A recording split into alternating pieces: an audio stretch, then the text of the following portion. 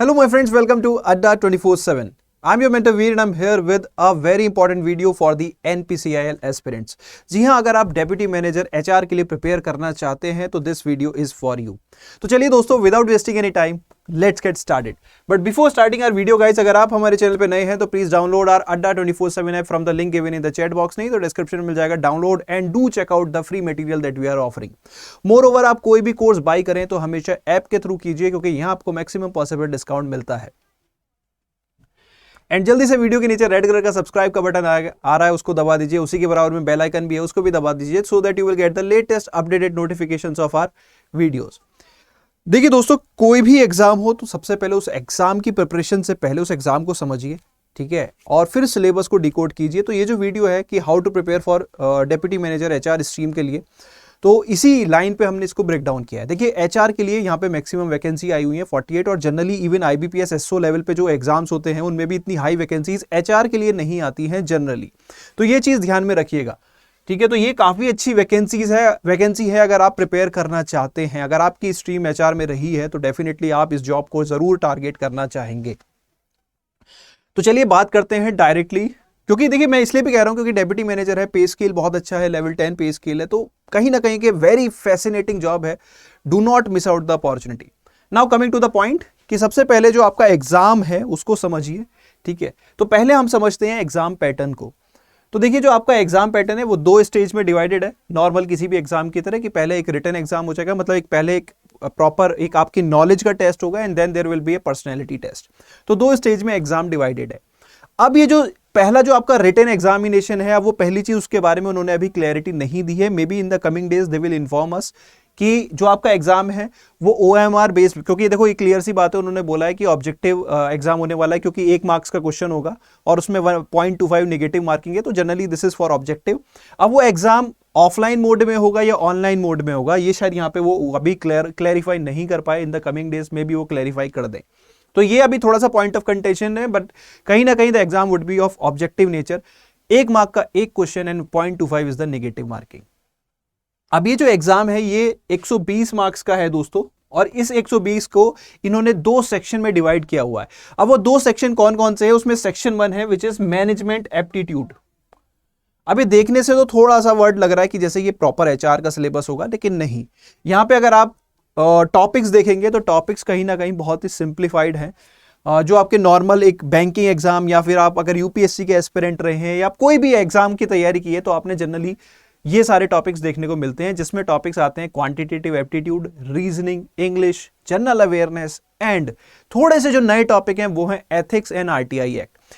Trust me, बहुत ही easy acts हैं, मतलब बहुत ही इजी पोर्शन है। एथिक्स हो चाहे वो आरटीआई एक्ट हो, कोई टेंशन वाली बात नहीं है, अब एक एक करके डिकोड करेंगे। तो देखो दोस्तों, जो मैनेजमेंट एप्टीट्यूड है वो यहाँ पे 50 मार्क्स का होगा, and then there would be a professional examination which is of 70 marks, मतलब 70 questions, 1 question is of 1 marks, so 70 marks in totality 120। तो पहले बात कर लेते हैं दोस्त हम मैनेजमेंट एप्टीट्यूड की, क्योंकि उन्होंने सिलेबस का यही मेंशन किया है, तो यहीं पे बात कर लेते हैं। देखिए, क्वांटिटेटिव एप्टीट्यूड में बेसिकली बहुत ज्यादा इन डेप्थ प्रॉब्लम, क्योंकि 50 क्वेश्चन रहेंगे और इतने सारे सेक्शंस हैं, तो एक सेक्शन की वेटेज बहुत ज्यादा नहीं होने वाली। अगर हम देखें इवन एथिक्स और आरटीआई मिला के शायद 10 क्वेश्चन हो सकते हैं, वो भी मुझे एक्सट्रीम साइड पे लग रहा है, मे बी शायद एक्सट्रीम साइड रहा तो। क्वांटिटेटिव एप्टीट्यूड डेफिनेटली 10 क्वेश्चन यहाँ पे देखने को मिल सकते हैं, और उसमें भी मेजरली जो पोर्शन रहने वाला है वो कहीं ना कहीं जो डाटा इंटरप्रिटेशन है उस पर शायद एक्स्ट्रा एम्फेसिस रहे। सिमिलरली रीजनिंग की अगर हम बात करें तो यहाँ पे पजल्स वगैरह, इवन सिलॉग्स वगैरह भी देखने को मिल सकते हैं, डायरेक्शन के क्वेश्चंस यहाँ पे देखने को मिल सकते हैं। तो रीजनिंग भी यहाँ पे आपको special emphasis on puzzles. English जो आपका नॉर्मल, देखिए आप किसी भी एग्जाम की तैयारी कर रहे हो तो उसमें एक बहुत ही हाइप टॉपिक रहता है आने को। तो देखिए टॉपिक बहुत सारे होते हैं इंग्लिश के अंदर, लेकिन अगर आप देखें तो रीडिंग कॉम्प्रिहेंशन वगैरह, जिनसे जनरल लेवल की एक टेस्टिंग हो जाती है बच्चे की थोड़ा, मे बी क्योंकि देखो ये जो है ये अथॉरिटी जो है वो एनपीसीआईएल है, तो बेसिक वोकैब वगैरह से रिलेटेड क्वेश्चंस भी यहाँ पे देखने को मिल सकते हैं। तो यानी कि अगर मैं बात करूं क्वांट, रीजनिंग, इंग्लिश की, तो देखो दोस्तों, आप अगर एक स्टैंडर्ड पैरामीटर रखना चाहो तो आप एक बैंक एग्जाम का पीओ लेवल का एग्जाम या तो वो सेट कर सकते हो स्टैंडर्ड पैरामीटर, या फिर आप ये भी सेट कर सकते हो कि जो यूपीएससी का सी सेट होता है उस लेवल के क्वेश्चंस की आप प्रैक्टिस कर लो, तो that would be a good level. वो भी हमने थोड़ा सा शायद एक्सट्रीम लेवल पे प्रैक्टिस कर ली, बट उस लेवल की कहीं ना कहीं तैयारी लेके चलो यार, 50 नंबर है, इजीली स्कोर कर सकते हो। अब इसमें जो टॉपिक आते हैं थोड़े से कंटेंशन जिनमें आता है कि यार ये टॉपिक कैसे प्रिपेयर होंगी, तो उसमें आता है एक तो जनरल अवेयरनेस। तो जनरल अवेयरनेस के लिए आप देखिए कोई भी एक स्टैंडर्ड न्यूज़पेपर आप डेली बेसिस पे रीड करना शुरू कर दो, या फिर बहुत सारी स्टैंडर्ड यूपीएससी बेस्ड मैगजीन्स आती हैं जिनके आपको इन डेप्थ नहीं, बट हाँ एक बेसिक नॉलेज होनी चाहिए। तो पिछले 4-5 महीने के अगर आप कवर कर लोगे, अभी वैसे भी एग्जाम डेट नहीं आया, तो अभी पहले आप क्या करो, डेली बेसिस पे न्यूज़पेपर या कोई भी यूपीएससी वेबसाइट आप फॉलो करना शुरू कर सकते हो। क्योंकि बैंकिंग में इसलिए नहीं कहूंगा क्योंकि बैंकिंग में बहुत ज्यादा इन डेप्थ में जाते हैं और उतनी इस एग्जाम के लिए रिक्वायरमेंट नहीं है, ठीक है। बचता है ethics in public services and RTI act. तो आरटीआई एक्ट देखिए सामने एक फैक्चुअल एक्ट है, उसमें कुछ रिलेवेंट इन्फॉर्मेशन है, basically chief information commissioner and all, तो वो आपको यहाँ पे थोड़ा सा पढ़ना पड़ेगा। और आता है एथिक्स, जो थोड़ा सा लगता है कि यार इस एथिक्स में हम क्या करेंगे। तो एथिक्स में देखो पहले मेजरली कुछ थ्योरीज होती हैं, उन थ्योरीज को अगर आप समझ जाओगे then there is also a contribution of some modern thinkers and some old thinkers, तो वो यहाँ पे अपने को पता होना चाहिए, ठीक है। वो हो जाएगा तो कहीं ना कहीं ये टॉपिक भी बहुत ईजी है कि सपोज एरिस्टोटल का क्या कॉन्ट्रीब्यूशन था टूवर्ड्स एथिक्स, या फिर उसको जो एरिस्टोटल का कॉन्ट्रीब्यूशन था उसे हम पब्लिक सर्विस में कैसे यूज कर सकते हैं। तो दे आर सिंपली थ्योरीज जो अपने को यहाँ पे प्रिपेयर करनी है, ठीक है। तो ये है सेक्शन 1 मैनेजमेंट एप्टीट्यूड के बारे में। Now moving to the second part of this second section of this paper which is professional discipline, ठीक है। तो दोस्तों अब आपके मन में शायद डाउट आ सकता है प्रिपरेशन, तो प्रिपरेशन रिलेटेड मैंने बोला कि आप जैसे क्वांटिटी रीजनिंग इंग्लिश है, आप आईबीपीएस लेवल या पीओ लेवल का आप एग्जाम की तैयारी अगर कर रहे हैं, बहुत सारी स्टैंडर्ड सोर्सेज हैं, सिंपल प्रैक्टिस भी करेंगे तो भी आप कहीं ना कहीं उस लेवल पे आ जाएंगे। या फिर आप सी सेट को अगर टारगेट करना चाहते हैं तो आप वहां से भी प्रिपरेशन कर सकते हैं, ठीक है। बहुत सारी वीडियोस इनसे रिलेटेड ऑलरेडी मार्केट में, अब मैं अगर डिटेल में जाऊंगा कि क्या क्या टॉपिक इंपॉर्टेंट है तो ये वीडियो बहुत लंबी हो जाएगी, और इससे बेहतर है कि जो हमारे रेस्पेक्टिव फैकल्टीज हैं उन्होंने ऑलरेडी इस पे वीडियो बनाए हुए हैं। करंट अफेयर के रिगार्डिंग मैंने बोल दिया पिछले 4 से 5 महीने के, आप अगर अभी की क्या कीजिए कि आपको डेली बेसिस पे न्यूज़पेपर पढ़ने की आदत बना लीजिए, नहीं तो स्टैंडर्ड मैगजीन्स आती हैं खासकर यूपीएससी ओरिएंटेड, उनको थोड़ा सा टारगेट कीजिए, क्योंकि बैंकिंग की फैक्चुअल रिक्वायरमेंट होती है। एंड आई एम होपिंग कि यहाँ पे भी जो है वो बैंकिंग रिक्वायरमेंट, अगर देखिए बैंकिंग में क्या है हम बहुत डेप्थ में चले जाते हैं नंबर्स एंड फिगर्स पे, यहाँ पे जो है वो यूपीएससी का जो एनालिटिकल अप्रोच है आई थिंक उससे ही काम हो जाएगा। तो कम में ही काम अगर चल जाता है, बाकी ज्यादा करोगे तो हमेशा हेल्पफुल रहेगा।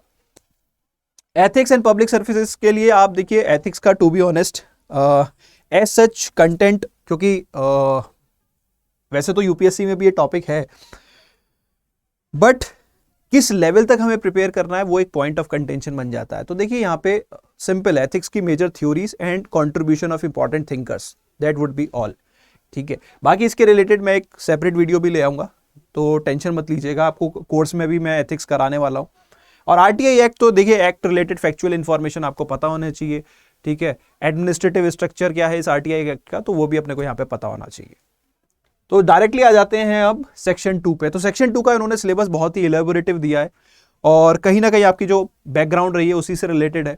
अब इसमें एक मेजर चंक ऑफ जो सिलेबस है देखो उसके लिए स्टैंडर्ड बुक अवेलेबल हो जाती है बड़े आराम से। जो ये इतना सिलेबस है personal management, HRM, training and development, compensation management, organisational behaviour, ये नॉर्मल मैनेजमेंट है जो हम जनरली अपनी ग्रेजुएशन टाइम या पोस्ट ग्रेजुएशन टाइम पे हम पढ़ते ही हैं। तो ये बड़ा सिंपल सा है, इसके लिए बहुत सारी स्टैंडर्ड बुक्स भी हैं। अगर आप कहो तो मैं सजेस्ट भी कर सकता हूँ principles and practices by LM Prasad,